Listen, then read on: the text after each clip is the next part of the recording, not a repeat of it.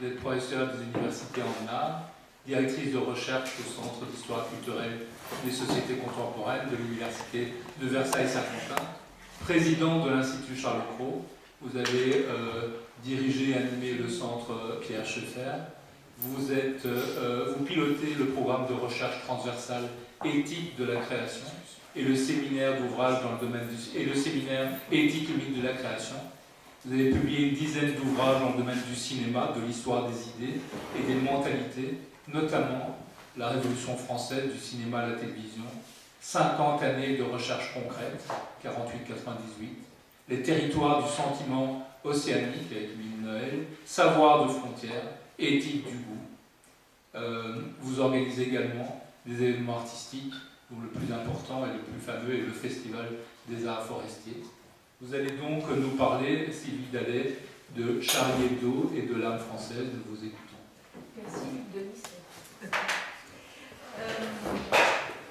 Bien, alors, j'ai décidé d'être un petit peu incohérente parce que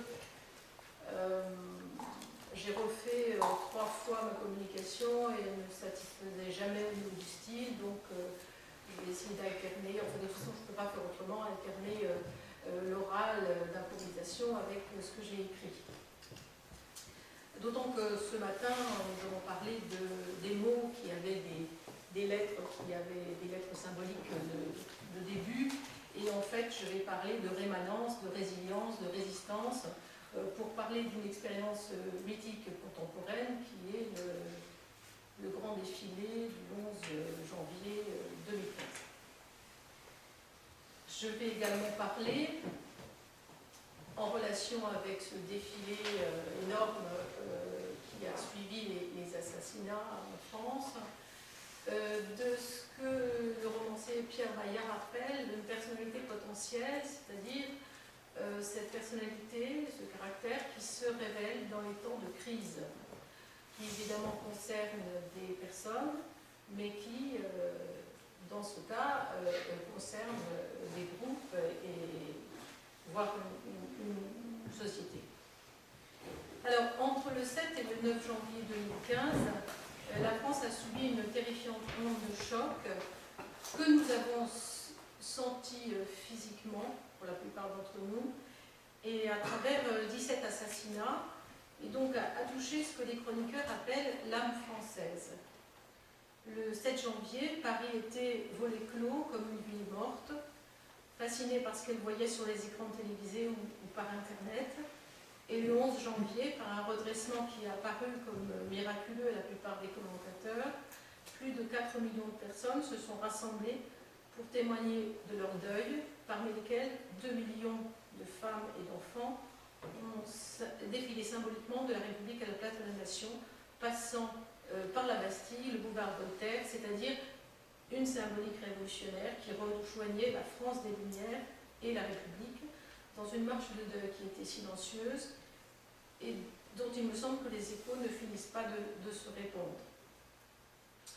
Cette marche, cette journée de deuil, le 11 janvier, n'a, à mon avis, que très peu d'équivalents contemporains. Je n'en vois qu'un seul, c'est la foule qui a suivi l'assassinat de Chokri Beelaïd en Tunisie l'an dernier, puisqu'il y a eu des manifestations qui correspondaient qui ont été estimées à 2 millions de Tunisiens, ce qui pour un pays de 14 millions est beaucoup, c'est-à-dire qui est comparable à la manifestation qui a eu lieu le 11 janvier en France.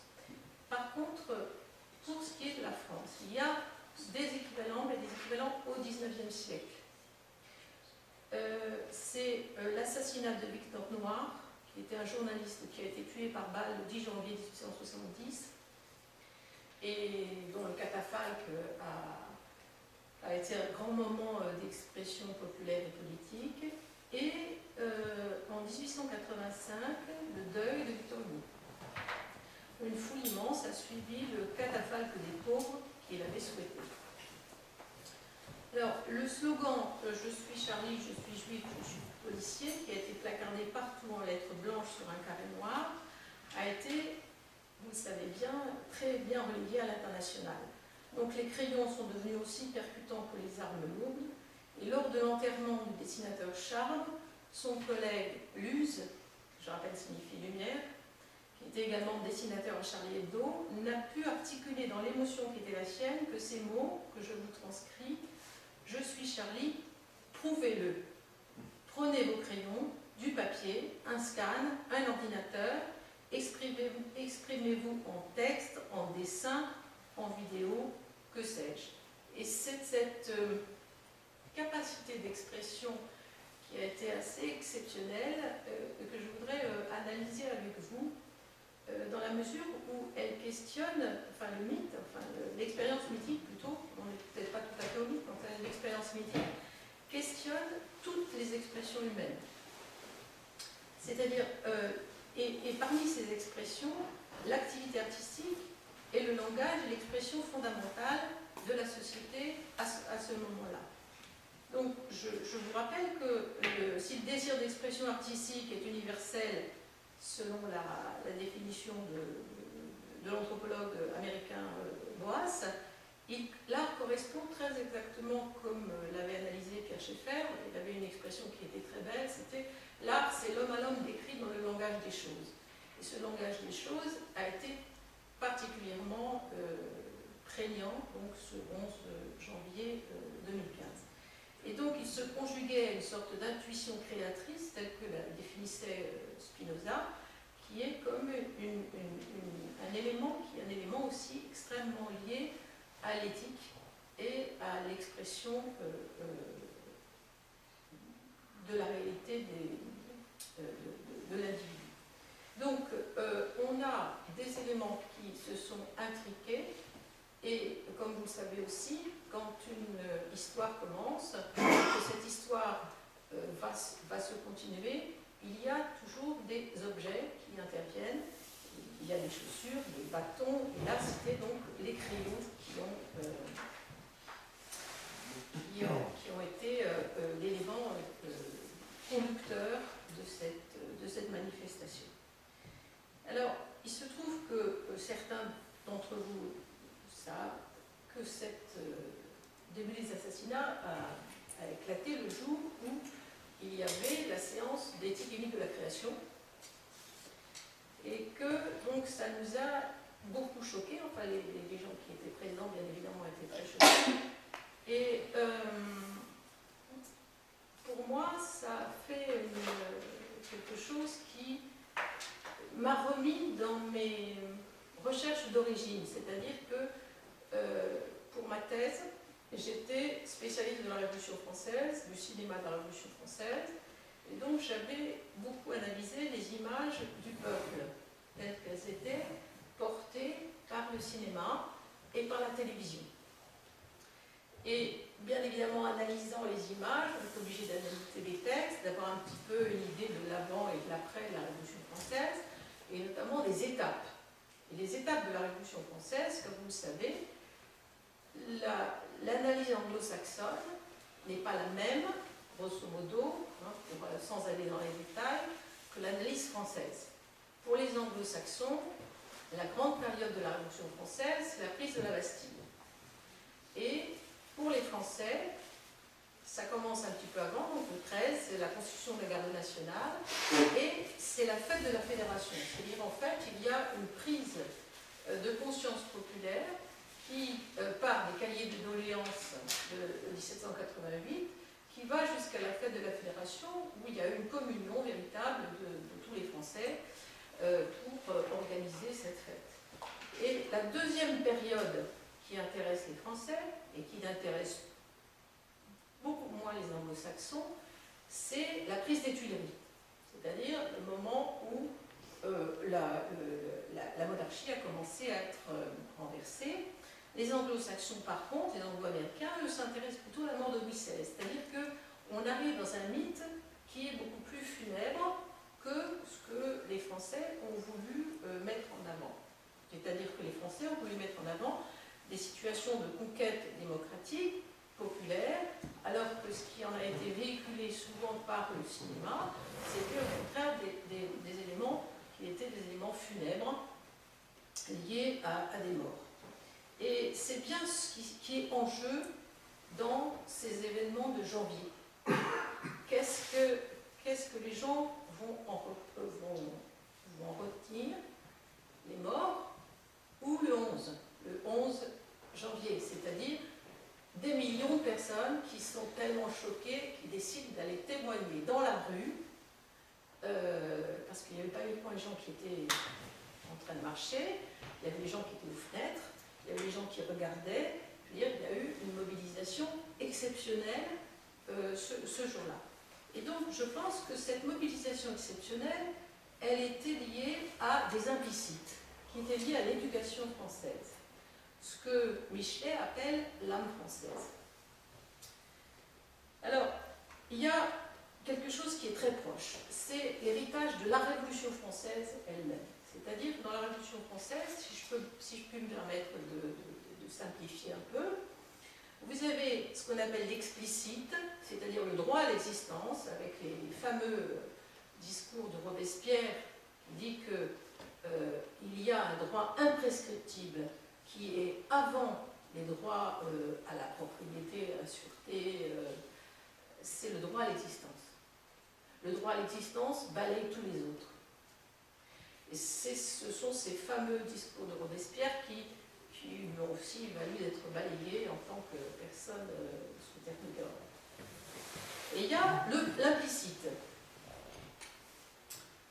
À côté du droit à l'existence, il y a quelque part une constitution qui n'est plus en usage en France, qui était la constitution de 1793, qui a été remisée tout de suite, enfin, après avoir été votée, elle a été remisée tout de suite parce qu'elle était un petit peu, elle était potentiellement, elle était révolutionnaire, et qui est très axée sur le bonheur des peuples. Sur le principe d'Aristote, donc le bonheur étant le principe d'existence, et il définit ce qu'est un Français. Et Français, celui qui est né sur le sol français, et Français, celui qui a protégé la nation française, et Français, celui qui a élevé un enfant français, et Français, celui qui a nourri un vieillard français, et n'est pas Français, celui qui a été acheté par une puissance étrangère. Et donc, cette idée de nourrir un enfant et veiller sur un vieillard, bien évidemment, elle n'existe plus dans notre Constitution. Elle est intergénérationnelle, elle est généreuse, elle est solidaire. Mais il me semble que tous ces éléments qui n'existent plus au niveau politique existent au niveau de la culture. C'est-à-dire que la culture française n'a pas été véhiculée particulièrement par le droit français, quoique, mais elle a été véhiculée par les romanciers français. L'histoire de France n'a été, enfin l'histoire de la Révolution française, n'a été enseignée qu'à partir de 1870 dans les écoles, et de 1870 jusqu'en 1885, elle n'a été enseignée qu'à travers les romanciers. Et c'était les romanciers qui, jusqu'en 1885, donc c'est la mort de Victor Hugo en 1885, étaient ceux qui faisaient l'opinion par rapport aux grands idéaux de la Révolution française. Donc vous avez Victor Hugo, vous avez Armand-Chatrian, et donc le principe, comment dirais-je, de solidarité, qui s'exprimait de différentes façons, les corporations, les ouvriers, etc. Il y avait bien sûr beaucoup de catégories, mais c'était adopter l'autre comme faisant partie de la nation. Et il me semble que c'est un élément très important dans le slogan qui a été adopté en janvier, « Je suis charliste, je suis juif, je suis policier », c'était ça, c'était le retour au principe d'adoption de l'autre. C'était pas « je est un autre » de Rimbaud, qu'a analysé Deleuze comme le jeu étant un surgissement, etc. Le jeu est toujours un surgissement. C'était pas, je pense donc je suis, ça je l'ai expliqué un petit peu, c'était pas le cogito de Descartes, c'était quelque chose qui était j'adopte quelqu'un que je ne connais pas, que je n'aime pas particulièrement, mais parce que le principe de vie et le principe de solidarité est fondamental dans l'éducation que j'ai reçue. Alors, je voudrais aborder donc maintenant cette idée que le mythe, en tout cas celui-ci, enfin, l'organisation de la transmission du mythe, peut être parfaitement thérapeutique. Et là,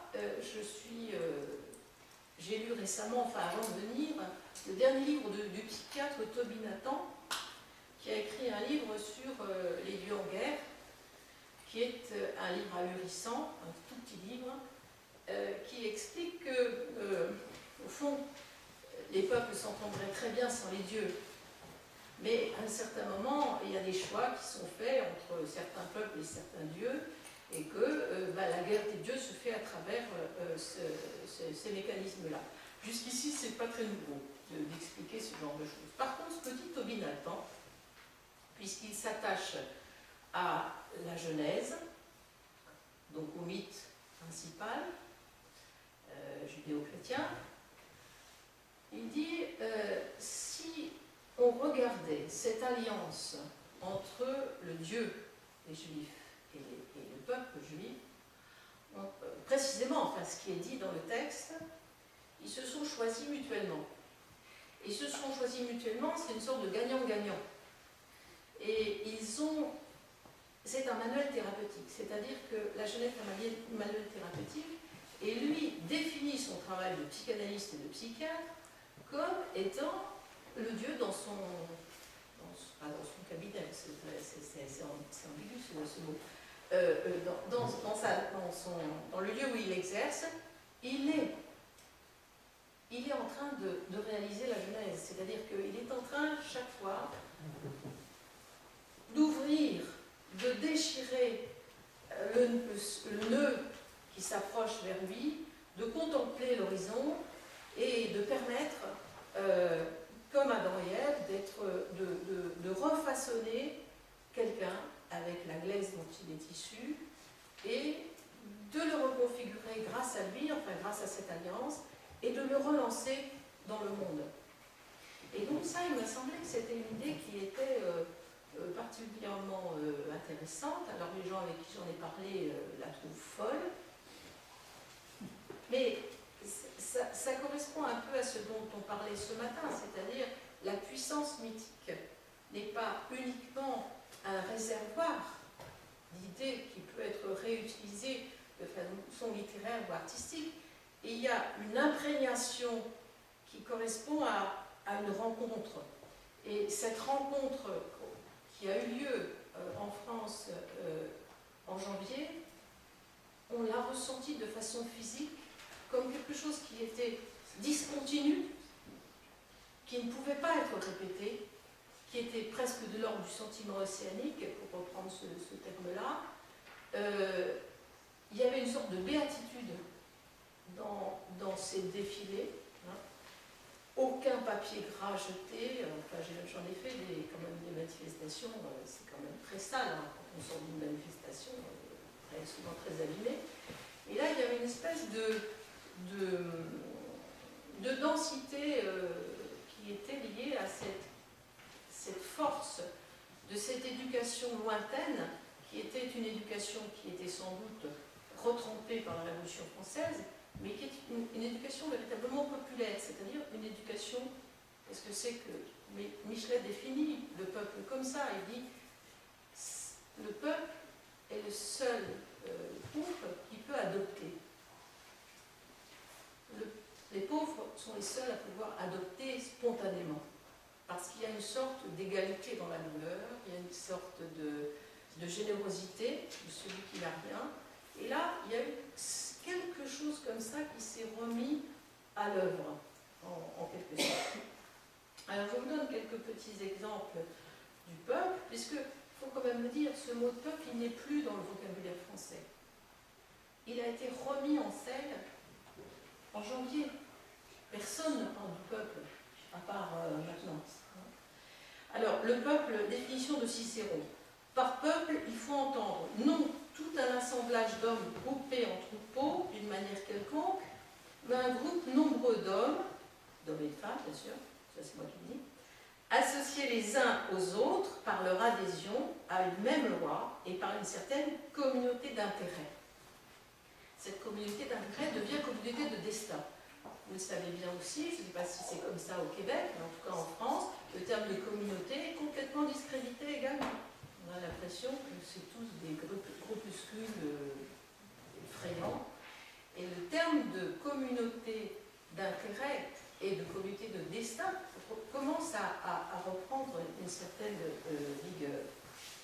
Et que donc ce grand mélange qui vient de multiples glaises, pour parler de cet Adam et cette Ève qui sont refaçonnés par Toby Nathan chaque fois qu'il commence une psychanalyse, en fait, le christianisme de compassion, la fierté nationale, l'éducation humaniste menée à travers les grands textes littéraires et philosophiques. Il faut quand même savoir que tout le XIXe siècle a été façonné par cette idée des grands hommes, des savants. C'est les savants qui devaient être valorisés et non pas les chefs de guerre. C'était ceux-là qui devaient porter l'humanité. Alors évidemment, on a beau jeu aujourd'hui de se moquer de cette idéologie positiviste du progrès, mais c'était quand même quelque chose de formidable d'avoir construit un siècle de fer en insufflant au contraire que c'était ceux qui faisaient le bien pour les autres, quelque part les savants qui étaient les dévoués, qui allaient porter l'image de ce siècle. Et donc, au début du XXe, un très grand historien de l'Antiquité, Camille Jullian, a écrit « L'historien travaille pour son prochain et non pour lui-même. Et il ne s'enfonce dans le passé que pour avoir de nouvelles raisons de croire en l'avenir. » Et lui, Camille Jullian, analyse les Celtes, les Gaulois, enfin bon, toute cette sédimentation, les Gallo-Romains, enfin toute cette expansion et ce mélange, cette hybridation culturelle qu'il y a eu sur les siècles avant le Moyen-Âge. Il parle de l'esprit public, de la naissance de l'esprit public, des nations gauloises, et donc sous ces choses que moi on m'a apprises quand j'ai passé les examens en histoire, et qui aujourd'hui sont complètement démonétisées dans le domaine des médias. Donc, toutes ces expressions, qui sont des expressions, bien sûr, souvent mystiques, mais qui, dans leur caractère affectif, solidaire et affectif, permettent très bien de résister à ce que Michel Serres appelle l'arrivée des robots sapiens. Les robots sapiens, l'innovation ciblée, l'innovation est souvent liée aux expressions de la terreur. L'innovation naît dans les périodes de guerre, pas la créativité. C'est des choses complètement différentes. Je ne sais pas combien de temps il reste.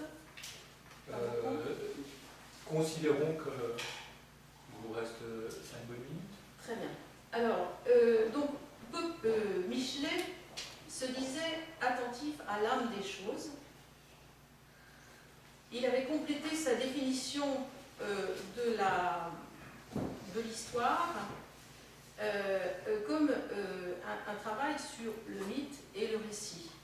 Et il disait, un historien de l'époque de Michelet, Augustin Thierry, disait Augustin Thierry avait appelé l'histoire narration, Guizot l'avait appelée analyse, je l'appelle résurrection.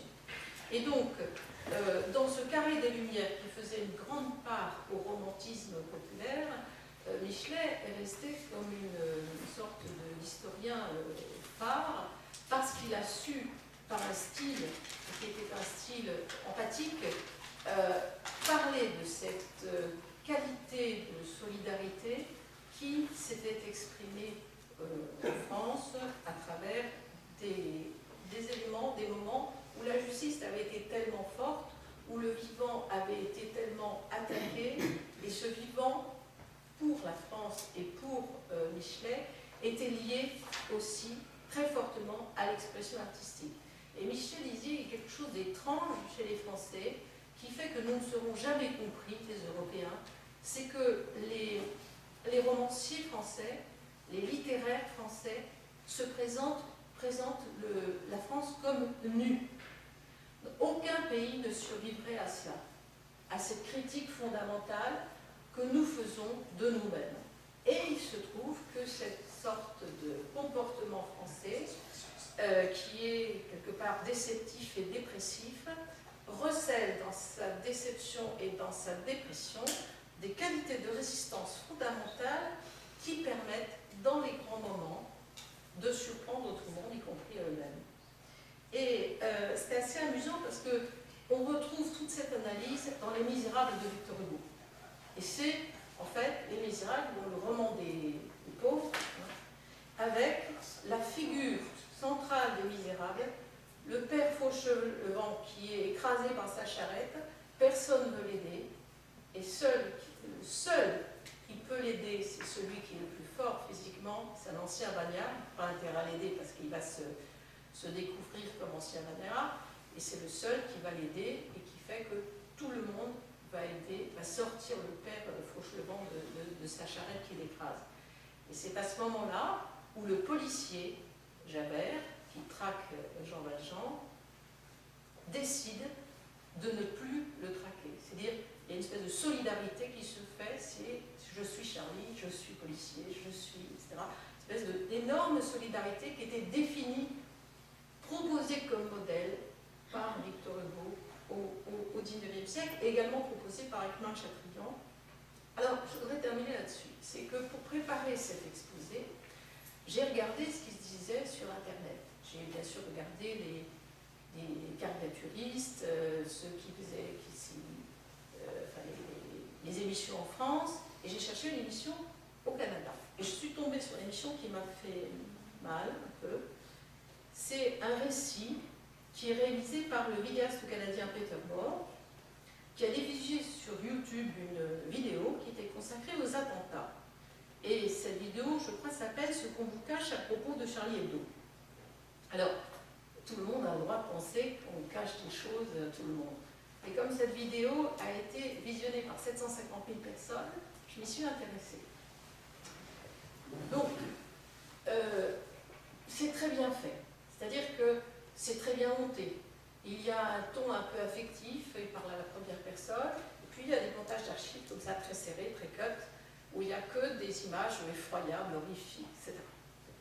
Et là-dessus, c'est une espèce de discours un petit peu affectif qui dit français, j'ai fait une enquête, il s'est vraiment passé quelque chose à Paris, bien sûr c'est la main du Mossad, mais enfin français, vous ne pouvez pas le savoir, moi je le sais, bon, une analyse un peu politique comme ça. Et ce qui est assez étonnant, c'est qu'il part du postulat qu'avec toutes les images effroyables qu'il montre, le commentaire redouble les images en disant « Nous savons, Français, que vous avez peur. » Et musulmans de France, soyez les grands frères de ces Français qui ont peur,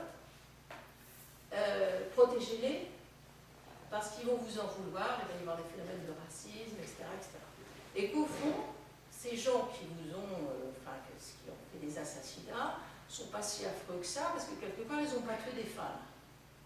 Et là, j'ai arrêté la vidéo, parce que je me dis, ça suffit comme ça. Mais je me suis dit, c'est assez étonnant, parce que ce que dit Peter Moore, que je retrouve absolument le propos, c'est en fin de compte, c'est la suite de l'analyse que faisaient les Anglais, les Anglo-Américains, plutôt les Anglais, au XIXe siècle, sur les Français et sur la Révolution française. C'est-à-dire une espèce de continuité qui est complètement fantasmatique, qui construit, il y a un attentat, et il y a une mort, et il y a un drame, donc il y a peur. Or, il y avait deux proverbes au 19e, des proverbes qui viennent d'ailleurs d'Angleterre. Les Anglais disent, il y a quelque chose de particulier chez les Français, on dit courageux comme un Français.